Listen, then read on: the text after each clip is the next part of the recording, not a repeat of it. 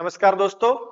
Mains mentorship programme में आज हमारा 21वां दिन है और एनवायरनमेंट के कुछ बचे हुए टॉपिक्स को आज हम देखेंगे।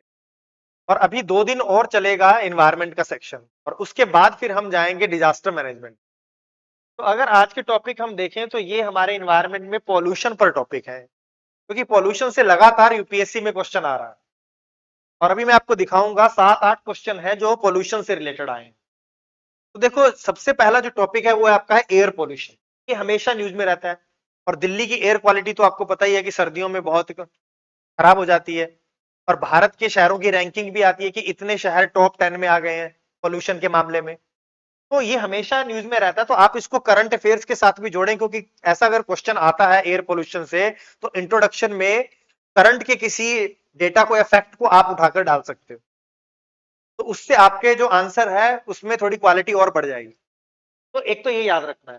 तो एयर पोल्यूशन का आपको देखना है कि सोर्सेस क्या है, इसके इफेक्ट क्या है। देखो, ये न्यूज में आता रहता है एरोसोल का क्या रोल है, एरोसोल पे जो पोल्यूशन है उस पर भी आपको बात करनी है। उसका क्लाइमेट चेंज में क्या रोल है उसको भी आप यहां पर जोड़ सकते हो। उसके बाद हेल्थ पर उसका क्या इंपैक्ट है, उसके अलावा एग्रीकल्चर पर उसका, या जो भी आपको उसके अलग अलग क्षेत्रों में जो इंपैक्ट है उनको भी तैयार करने हैं। तो ये आपको ध्यान में रखना है कि एयर पोल्यूशन क्या है, उसके सोर्सेस क्या है, का इफेक्ट क्या है एयर पोल्यूशन का, और उसको कंट्रोल करने के कौन कौन से उपाय हैं और सरकार क्या क्या प्रयास कर रही है। तो ये पूरा का पूरा आपका एयर पोल्यूशन पे। अभी इसका हम क्वेश्चन भी देखेंगे जो आए हुए हैं, इनसे संबंधित प्रोग्राम पर भी क्वेश्चन आए हुए हैं, तो उसको हम ही देखेंगे। अभी अभी क्वेश्चन आएगा तब बताता हूं। दूसरा देखो क्या है, जल प्रदूषण पर। ये भी न्यूज में रहता ही रहता है। नदियों का पोल्यूशन, गंगा का पोल्यूशन, यमुना में पोल्यूशन है, इनको साफ करने के अलग अलग प्रोजेक्ट आते रहते हैं। नमामि गंगे हुआ, इस तरह के जो प्रोजेक्ट्स हैं उनसे भी क्वेश्चन उठा लेता है। तो तरीका इसको भी वही है पढ़ने का कि सोर्सेस क्या है वाटर पोल्यूशन के, उसको रोकने के क्या उपाय हैं, उसके इफेक्ट क्या है, सरकार क्या क्या प्रयास कर रही है, और अगर कोई सरकार के द्वारा कोई खास प्रोग्राम चलाया गया है तो उसकी क्या विशेषताएं हैं, उसके उद्देश्य क्या है, वो सब आपको इसमें तैयार करना होगा। तो ये वाटर पोल्यूशन पे है। Sources and type of water pollution हो गया, इफेक्ट ऑफ वाटर पोल्यूशन क्या प्रभाव है, और कंट्रोल ऑफ वाटर पोल्यूशन। और दूसरा मैंने आपको बता ही दिया कि सरकार के जो कार्यक्रम है, सरकार के जो प्रयास हैं, वो आपके क्या सुझाव हैं इसको लेकर, वो सब भी आपको इसमें तैयार करना है। अगला जो पोल्यूशन है वो मरीन पोल्यूशन है। देखो, समुद्री प्रदूषण भी बहुत न्यूज में है। तो जो ओशन में जो पोल्यूशन हो रहा है वहां पर बड़े बड़े गार्बेज के पैचेस बन गए हैं।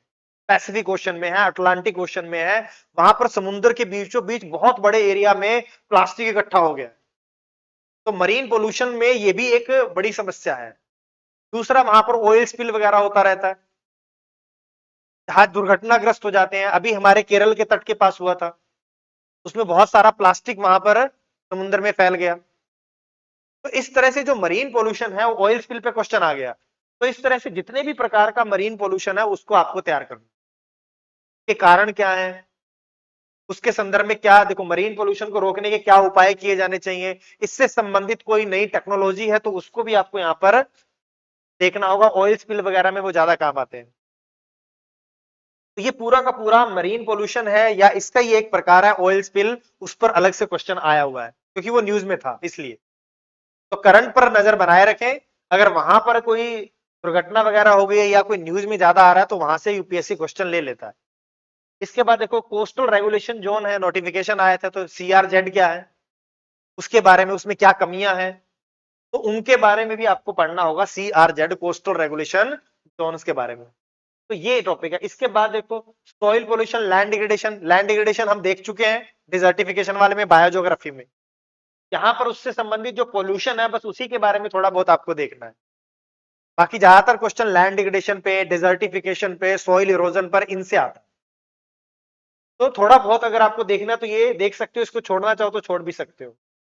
यहां से क्वेश्चन आ रहा है माइनिंग से। तो माइनिंग से 2 बार क्वेश्चन आ गया कि माइनिंग के एनवायरमेंट पर क्या इंपैक्ट है। ठीक है, कंसेप्ट ऑफ सस्टेनेबल माइनिंग की क्या, कि कैसे ऐसे सस्टेनेबल माइनिंग को किया जा सकता है, उसकी कौन कौन सी तकनीकी है, विधियां कौन सी हैं उसकी, उस पर आप बात करेंगे।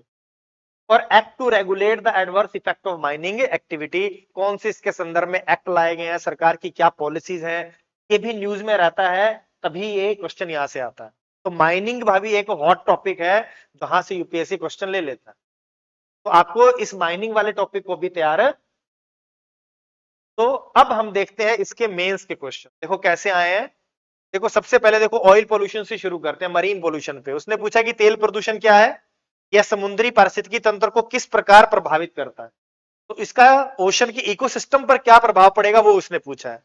और भारत जैसे देश के लिए यह प्रदूषण विशेष रूप से क्यों हानिकारक है, और भारत के संदर्भ में उसका उसने, लेकिन लास्ट में थोड़ा बहुत आपको सुझाव भी देना पड़ेगा कि इनसे इसको कम किया जा सकता है।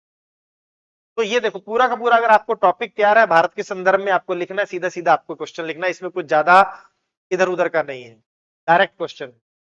इसके बाद देखो ये आया था, कह रहा है विश्व स्तर पर विद्युत वाहन इलेक्ट्रिक वाहनों को अपनाने की गति में तीव्रता से बढ़ रही है, मतलब इलेक्ट्रिक जो व्हीकल्स हैं उनको लोग तेजी से अडॉप्ट कर रहे हैं, उसको तेजी से उनको खरीद रहे हैं। विद्युत वाहन कार्बन उत्सर्जन को कम करने में कैसे योगदान करते हैं, कि कैसे ये ग्रीन हाउस गैस के उत्सर्जन को कम करेगा या CO2 के उत्सर्जन को कम करते हैं, और पारंपरिक दहन इंजन वाहनों की तुलना में वे कौन कौन से प्रमुख लाभ प्रदान, जो इलेक्ट्रिक व्हीकल है वो कैसे जो परंपरागत जो दहन वाले जहां पर कंबशन होता है उनसे कैसे अलग है, उनसे कैसे ये आपको लाभ प्रदान करते हैं, उनके तुलना में इनका क्या एडवांटेज है। ये पूरा का पूरा करंट में था, वहां से सीधा सीधा क्वेश्चन उठाया है, क्योंकि ईवी का प्रचलन चल रहा था तो उसने यहां से क्वेश्चन सीधा न्यूज़पेपर से उठाया है और ये क्वेश्चन दे दिया। तो याद रखना इलेक्ट्रिक व्हीकल के क्या फायदे हैं वो आपसे पूछा है, और जो परंपरागत कंबशन व्हीकल है उनकी तुलना में, तो उनकी तुलना में कंपेयर करके आपको लिखना था, ये भी करंट अफेयर से था। तो आपको देखो न्यूज़पेपर पढ़ते रहना है, बस वहां से नजर बनाए रखना। इसके बाद देखो यहां पर क्या क्वेश्चन लिखा है, describe the key point of the revised global air quality guidelines, ये भी करंट का था। तब क्या हुआ था उस दिनों में, WHO ने ये गाइडलाइंस को उन्होंने मॉडिफाई किया था, तो उसने सीधा वहीं से क्वेश्चन पूछ लिया न्यूज़पेपर से। तो कह रहा है कि विश्व स्वास्थ्य संगठन द्वारा हाल ही में जारी संशोधित वैश्विक वायु गुणवत्ता दिशा निर्देश, उन्होंने स्टैंडर्ड्स को बदला था, तो उन दिशा निर्देशों के प्रमुख बिंदुओं का वर्णन कीजिए। तो जो उन्होंने चेंज किया है उनके बारे में आपको बताना था। ये 2005 में किए गए अंतिम अद्यतन से कैसे भिन्न है, तो 2005 में भी इनको परिवर्तित किया गया था। तो कह रहा है कि जो अब किए गए हैं वो 2005 में जो चेंज किए थे उससे कैसे अलग है। इन संशोधित मानकों को प्राप्त करने हेतु भारत के राष्ट्रीय स्वच्छ वायु कार्यक्रम में किन परिवर्तनों की आवश्यकता है, तो उसने पूछ लिया, देखो यहाँ What changes in India's national clean air program are required to achieve these revised standards? कि देखो अब क्या कह रहा है, उसने कहा कि WHO ने अपने स्टैंडर्ड्स में चेंज किया, 2005 में भी किया था, तो अब जो किए चेंजेस हैं वो 2005 से कैसे अलग हैं, और भारत अपने इस नेशनल क्लीन एयर प्रोग्राम में क्या क्या चेंज करे उनको समाहित करने के लिए कि उनसे मिलते जुलते हमारे भी मानक हो जाए। तो ये पूरा का पूरा, इसमें एक भी लाइन ऐसा नहीं है जो न्यूज़पेपर में नहीं था। इसी तरह वो आया था कि कैसे वो स्टैंडर्ड क्या क्या चेंज किया है 2005 वालों से, कैसे वो अलग है, और फिर ये लिखा था कि भारत को अपने इस क्लीन एयर प्रोग्राम में क्या क्या चेंजेस करने, सीधा करंट बेस्ड क्वेश्चन। तो ये भी वहां से आया है। अब देखो यहां पर वो कह रहा है कि भारत सरकार द्वारा शुरू किए गए राष्ट्रीय स्वच्छ वायु कार्यक्रम की प्रमुख विशेषताएं क्या हैं। देखो फिर से नेशनल क्लीन एयर प्रोग्राम से पूछ ली, तो एक बार 2020 में पूछा, फिर इसी से देखो 2021 में पूछ ली। तो एयर पोल्यूशन काफी हॉट टॉपिक रहता है यूपीएससी में। तो देखो यहां पर नेशनल क्लीन एयर प्रोग्राम अगर आपको आता है तो आप इसको लिख पाओगे, और यही अगर आपको आ रहा है तभी ये वाला क्वेश्चन भी आप लिख पाओगे कि इसमें क्या क्या चेंजेस करने की आवश्यकता है।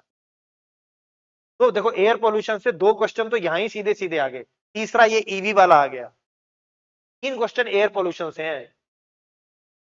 इसके बाद देखो यहां पर ये सैंड माइनिंग से है, वो कह रहा है तटीय रेत खनन चाहे वह वैध हो या अवैध हमारे पर्यावरण के लिए सबसे बड़े खतरों में से एक है। तो वो पूछ रहा है कि माइनिंग के क्या नेगेटिव इंपैक्ट्स हैं। उसके बाद भारतीय तटों पर रेत खनन के प्रभावों का विश्लेषण कीजिए, तो भारत के संदर्भ में आपको इसको बता देना है कि क्या क्या खतरे हैं इसके, और विशिष्ट उदाहरणों का उल्लेख। ये तो आपसे पूछा गया कोस्टल सैंड माइनिंग लीगल हो या इलीगल हो, कौन कौन से वो थ्रेट पैदा कर रहा है इन्वायरमेंट को, और उसके भारतीय कोस्ट पर तटों पर क्या प्रभाव है, और उदाहरण देके लिखना है। तो आपको इसके बारे में सीधा सीधा वही है कि प्रभाव लिखने, एग्जाम्पल भारत के देते हुए बताना है आप, और लास्ट में थोड़ा सुझाव आपको देना चाहिए, ऐसी सिर्फ समस्याएं बताकर मत छोड़ दो, लेकिन उसको बहुत कम में देना है, उसको 20-30% आपको लिखना होगा इस आंसर में। तो सैंड माइनिंग पर आ गया। अब जल प्रदूषण पे देखो, नमामि गंगे प्रोजेक्ट पर पूछ लिया। देखो नमामि गंगे और राष्ट्रीय स्वच्छ Ganga mission, national mission for clean Ganga पर चर्चा कीजिए तथा पूर्ववर्ती योजनाओं से प्राप्त मिश्रित परिणामों के कारणों को स्पष्ट कीजिए। कि जो पहले के जो प्रयास चल रहे थे प्रोग्राम, उनके मिक्स्ड परिणाम कैसे हैं, कुछ सफलता मिली है और कुछ में सफलता नहीं मिली है, उनके बारे में लिखना है। What quantum leaps can help preserve the river Ganga better than incremental inputs? वो कह रहा है कि ऐसे कौन से प्रयास किए जाए, ऐसे कौन से बिल्कुल ही रेडिकल चेंज किए जाए जो गंगा को साफ कर सकते हैं। देखो यहां पर लिखा है कि इन इंक्रीमेंटल प्रयासों की अपेक्षा गंगा नदी के संरक्षण के लिए कौन कौन से परिवर्तनकारी क्वांटम लैब्स अधिक प्रभावी हो सकते हैं। तो आपको बताना है कि एक तरह से आपको सुझाव देने हैं कि कौन कौन से सुझाव आप दे सकते हो जिससे गंगा को साफ किया जा सकता है। तो पहले तो उसने पूछ लिया नमामि गंगा और national mission for clean Ganga में अंतर क्या है। फिर बता दिया कि जो अभी तक स्कीम चलाई गई है उनके क्या है, मिक्स परिणाम है, उससे कुछ फायदा भी है लेकिन ज्यादातर क्या है वो कामयाब नहीं हो पाए। फिर उसने पूछा कि ऐसे कौन से रेडिकल चेंज कर दें हम जिससे इसमें गंगा की सफाई हो जाए। तो आपको एक तरह से उसमें सुझाव देने हैं यहां पर कि कैसे उसको साफ किया जा सकता है। फिर देखो एक और है, यहां पर कह रहा है कि इलीगल माइनिंग के क्या कॉन्सिक्वेंसेस, कि जो इलीगल माइनिंग हो रही है उसके क्या प्रयास है। Discuss the ministry of environment and forest concept of go and no go zone for coal mining sector. तो वो कह रहा है कि आप बताइए कि जो इलीगल माइनिंग है उसके क्या प्रभाव है, और जो मिनिस्ट्री एनवायरमेंट उसके द्वारा ये जो कंसेप्ट किया गया था go and no go zone coal mining के क्षेत्र में, उसके बारे में आपको बता। तो सीधा सीधा डायरेक्ट क्वेश्चन है। देखो माइनिंग से दो क्वेश्चन हो गए, एक ये आया, एक पहला सैंड माइनिंग पे आ गया। तो आपको ये न्यूज पेपर में बिल्कुल ध्यान से पढ़ना है, जो न्यूज में रहेगा वहीं से क्वेश्चन आएगा। अब देखो यहां पर वो कह रहा है कि national water policy of India के बारे में बताओ। उसके बाद कह रहा है taking river Ganga as a example discuss the strategies which may be adopted for river water pollution control. Ganga का उदाहरण देते हुए उन उपायों को बताओ जिससे गंगा को स्वच्छ किया जा सकता है। And adopted for river water pollution control and management, कि उसके पोल्यूशन को कैसे कम किया जाए और उसका कैसे प्रबंधन किया जाए। What are the legal provision of management and handling of hazardous waste in India. और साथ में उसने हैजार्डस वेस्ट के बारे में भी पूछ लिया। देखो एक साथ कितने सारे क्वेश्चन मिक्स हैं। तो देखो पहले सेक्शन में उसने क्या किया कि नेशनल वाटर पॉलिसी बताओ इंडिया की, ठीक है, उसमें बोला कि इनामरेट मतलब उसको गिनाओ, 1 2 3 4 करके उसके प्रावधान लिखने हैं। फिर कह रहा है कि गंगा का एग्जांपल लो, taking river Ganges as example discuss the strategies which may adopted for river water pollution control and management. कि गंगा का एग्जांपल लेते हुए बताओ कि कौन कौन से प्रयास से हम साफ कर सकते हैं रिवर पोल्यूशन और उसका बेहतर प्रबंधन कर सकते हैं।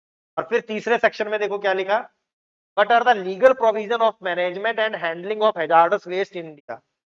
जो खतरनाक अपशिष्ट हैं उनको मैनेज करने के लिए, उसको हैंडल करने के लिए भारत में कौन कौन से लीगल प्रावधान है। देखो लीगल प्रोविजन पूछ रहा है, कानूनी प्रावधान सरकार ने कौन कौन से इस संदर्भ में कानून बनाए हैं उनको आपको बता। तो देखो क्वेश्चन काफी इससे ले रहा है। देखो 8 क्वेश्चन इस पॉल्यूशन वाले सेक्टर से आए। आपको इनको इसी क्वेश्चंस को देखते हुए तैयार करना है और करंट अफेयर से तैयार करना है। मैं बार बार कह रहा हूं कि न्यूज में जो टॉपिक रहते हैं वहीं से यूपीएससी क्वेश्चन उठा लेता है। तो कुछ इसमें स्टैटिक होगा कि कॉजेज क्या है, उसके इफेक्ट्स क्या हैं, क्या क्या प्रयास सरकार कर रही है, और कुछ अगर वो जिस वजह से न्यूज में है वहां से आप उसको उठा लो।